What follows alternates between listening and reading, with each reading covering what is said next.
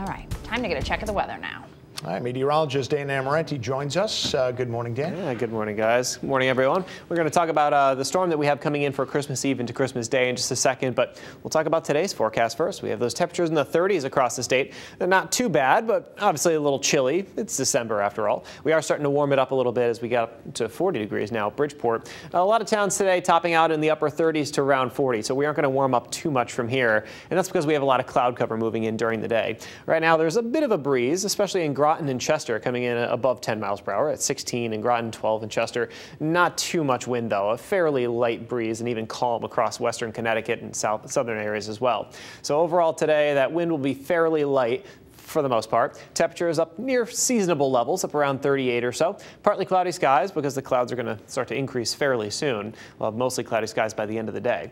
All right. So it's a quiet day. Now let's talk about the storm that we have coming in.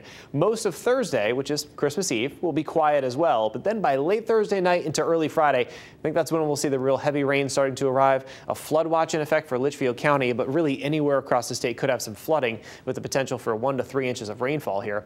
And a high wind watch in effect for eastern Connecticut and the shoreline as well. And as it says there, gusts up to 65 miles per hour. Now that would be mainly along the shoreline. Much of the rest of the state in that 50 to 60 mile per hour range, which is still very strong. So it will be pretty wild by Christmas morning, especially right around like 4, 5, 6 a.m., 7 a.m. or so. We'll still see some very heavy rain and some very gusty winds as well. This is what we have on the maps as we go on through the day on Thursday. Just mostly cloudy skies with a couple of showers developing. Not a washout though. So if you have any plans on Thursday to run some last minute errands, you should be mostly fine. Just bring an umbrella. Then by late Thursday night into Friday morning, there's that rain. That big bulk of rain arrives right around 3, 4 o'clock in the morning, pouring rain at times. As I said, upwards of 1 to 2, even 3 inches of rain in a few areas. And you pile that on top of the snowpack that we have, the snow is going to melt pretty quickly because temperatures will be up around 60 degrees at this point. And we'll have those pouring, those downpours out there, possibly some small drainage flooding, areas like along the street, the side of the street. Some puddles will be pretty large on Friday morning. So a lot to keep an eye out for in that regard. Then as we go on through the middle of the day and into the afternoon, we'll start to see that rain gradually moving out. And then see that little snow shower activity off to our west. That's just indicative of some colder weather that's going to start to make its way in. So we'll go from about 60 degrees in the morning on Christmas to about, let's say, 35 or so by the end of the day, even into the 20s by the overnight hours. So a big change depending on what time of day it is on Christmas Day. After that, Saturday and Sunday at least will be quiet. So here are some of the details of that storm system.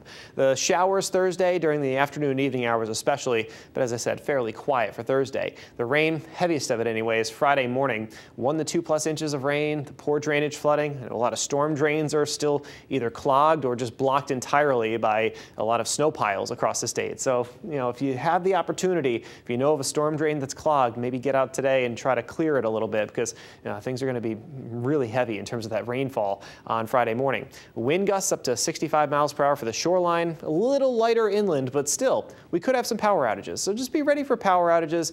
Hope that you don't lose power. I think the power outages will be in the minimal to moderate range. This is not going to be like Tropical Storm Isaias where we had like 750,000 power outages.